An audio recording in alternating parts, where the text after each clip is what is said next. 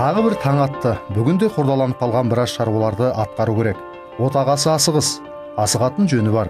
Себебі Серікті жылдар бойы тамшыдан құралып, теңізге айналған өзінің бизнесі күтіп тұр.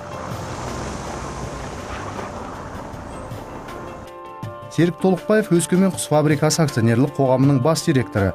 1993 жылдан бері бизнеске бет бұрып, осы саладан өз орнын тапқан тұлға. Айтас компаниялар тобының негізін қалаған бас акционер. Серік басшылық еткен 6 жылдың ішінде тоқырау жылдары тоқтап қалған Өскемен құс фабрикасы уақыт талабына сай қайта құрылып, нарықты бағындыра бастады. Кәсіпорында 900 адам еңбек етеді. Фабрика құс етінен 25 түрлі өнім шығарады, соның ішінде нарықта теңдесі жоқ суытылған құс еті сынды өнімнің 17 түрі бар. Жылдық қаржы айналымы 50 миллион ақш доллар болатын компания жылына 17 мың тонна құс етін шығарып, еліміздің бірқатар өңірін қамтамасыз етіп отыр. 5-тен бастап, енді 7 жылдың ішінде 2 есе көтердік өндірісті.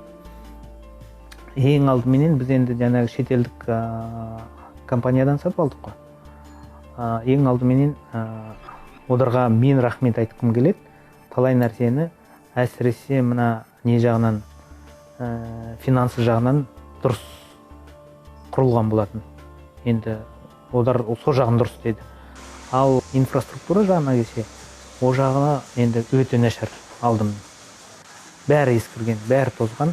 Енді өндірісі бар, бірақ сату үшін әдемілік орап берді. Сырты әдемі. Сырты бөтен іші түтіндейтін сол сондай мөлшері. Инфрақұрылымнан бастап құрал жабдығына дейін жаңартылған кәсіпорында қазір қиын кезеңдердің ізі де қалмаған. Тауық, балапандарды жемдеу, суару, оның микроклиматын бір қалыпта ұстап тұратын керек жарақ түгелімен Германия, Голландия елдерінен әкелінген озық технологиямен ауыстырылған.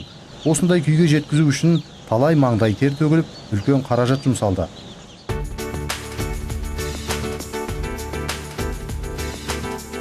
Содан бері енді бір 40 миллионға долларға таяу қаржы шығардық өзіміздің табыстан, және Казагрофинанстың несие берген ақшасына осы жобаларды қаржыландырдық.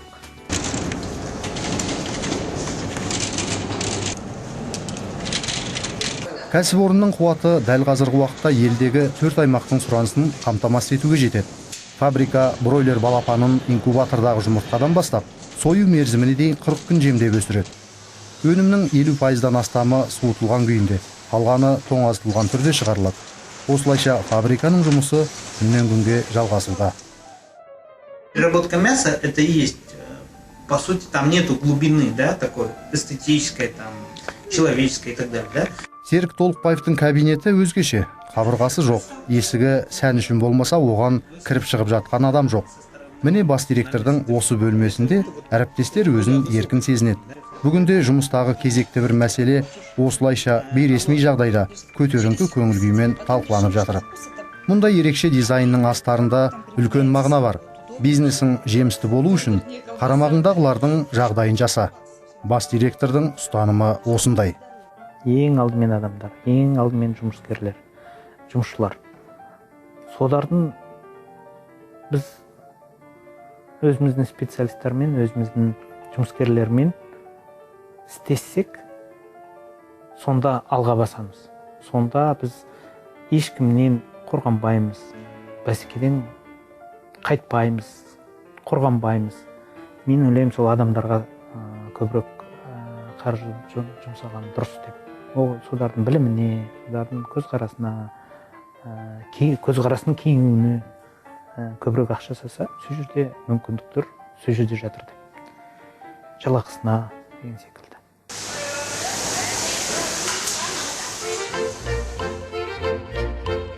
Команданың бірлігі көп жасамаса да, көпті көрген басшыға байланысты.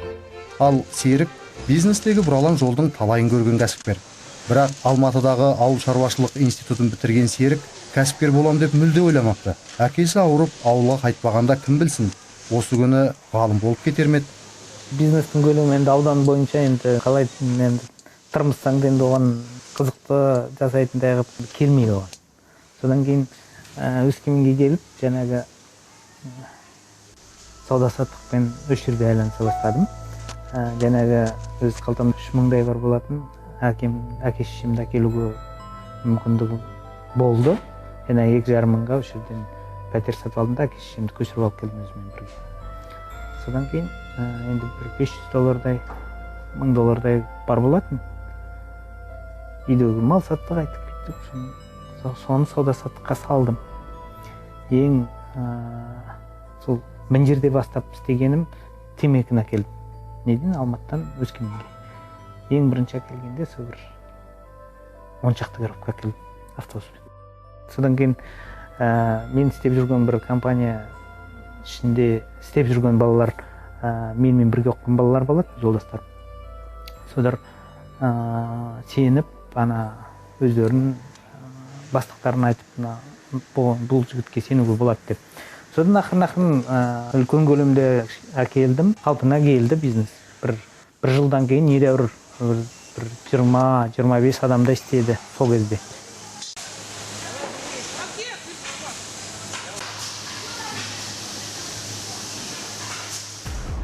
Бизнесі $1000 басталған кәсіпкердің қазіргі капиталы миллиондаған доллармен есептеледі. Қарабасының қамын ғана ойлаған адам болса, осы дәулет өзіне жетер еді. Алайда серіктің өмірлік ұстанымы басқа. Кәсіпорынның шапағаты өзгеге де тисе дейді. Фабриканы одан әрі дамытып, жұмыс орындарын көбейтсем деген арманы болатын. Мұндай кәсіпкерлерді мемлекетте қуана қолдайды. 2011 жылы бизнестің жол картасы 2020 бағдарламасы аясында Өскемен құс фабрикасына 54.169.000 теңге несие беріліп, субсидияланды. Шұжық өндірісінің құрылысына арналған 420 миллион теңге несиенің тең жартысына кепілдеме берілді. Тамақ өндірісіне келетін болсақ, бұл мынау еліміздегі басымдылық экономикалық салалардың бірі. Оның ішінде бұл үлкен қайта өңдеу саласы деген топқа кіретін үлкен салада ескеріледі. Сол қайта өңдеу саласының ең басым бөлігі, қазір мынау субсидияланатын бөлігінің 31% жалпы осы қайта өңдеу саласының осы тамақ өндірісі екен. Яғни жетекшілік рөлі бар десек болады қайта өңдеу саласында тамақ өндірісінің. Ол жақсы. Неге десеңіз, қазір білесіз, дүние жүзінде мынау тамақ өнеркәсібінің қауіпсіздік мәселесі туындап келеді. Яғни халық саны көбейіп, оның қоректену мәселесі жылдан жылға дүние жүзінде ол белгілі бір проблемаға айналып келеді. Осы маңызда, осы таңда, яғни әрине мынау біздің Қазақстанда осы тамақ өңдеу саласының осылай дамып келе жатқаны қуантарлық жағдай.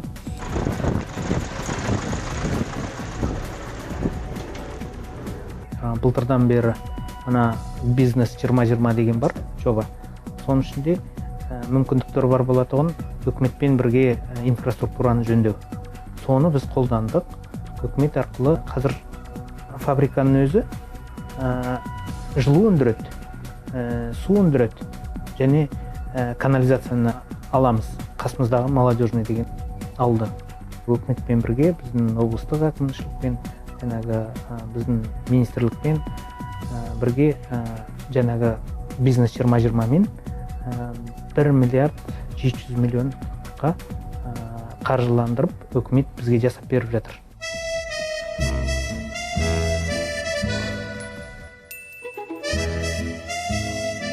Шалғайдағы елді мекендерді көркейту кез келген ауылдың қара домалағының ішіндегі бір арманы. Ал Серік қиялдағы осы бір мәселені пайдаланы іспен ұштастырмақ. Мәселен, құс фабрикасына жем-шөп дайындайтын ауыл халқын қалай ынталандыру керек?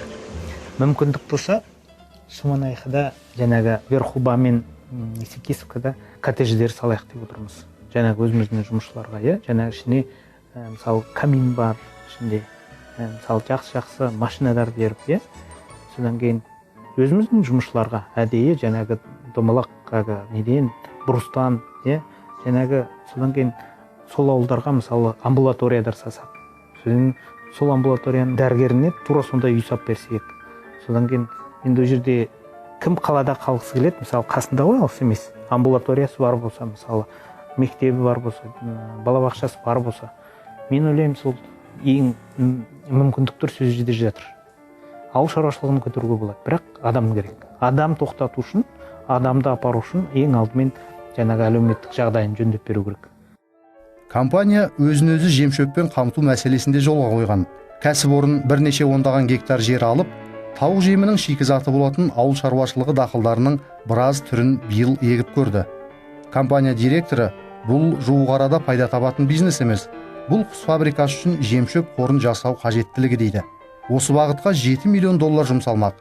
Компанияның меншігіндегі элеватормен жылына 100 мың тонна жем өндірілсе, онда өзгенің қолына қарайтын мұқтаждық жойылады. Егін ойдағыдай шықса 60 мың тоннасын өздеріне пайдаланып, қалғанын шағын құс фермаларына да сатуға болады екен.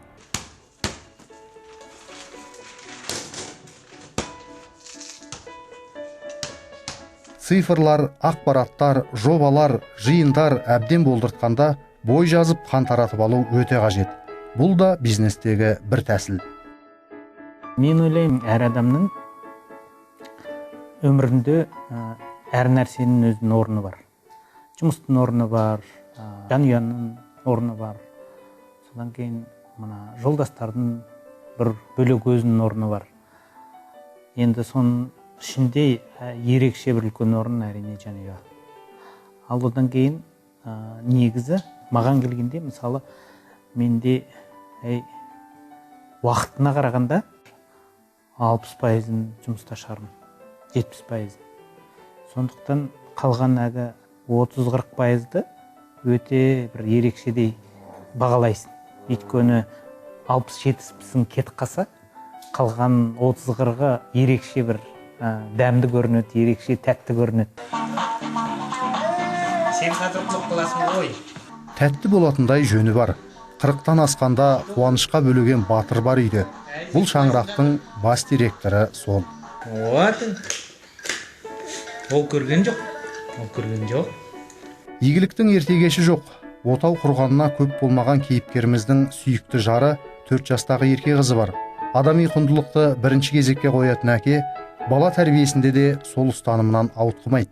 Мысалы, ертең бизнесте бола ма, жоқ, өкіметте жұмыс істей ме, жоқ, қарапайым жұмысшы бола ма, етік тіге ме, маған үлкен бір аса бір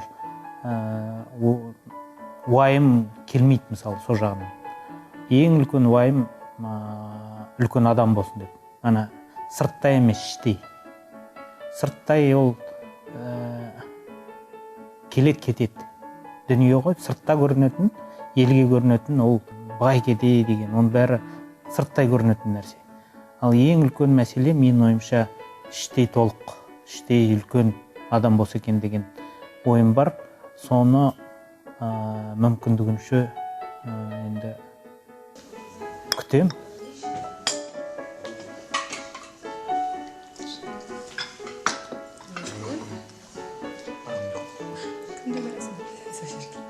Кәсіпкердің бір күнгі өмірінің көрінісі міне осындай.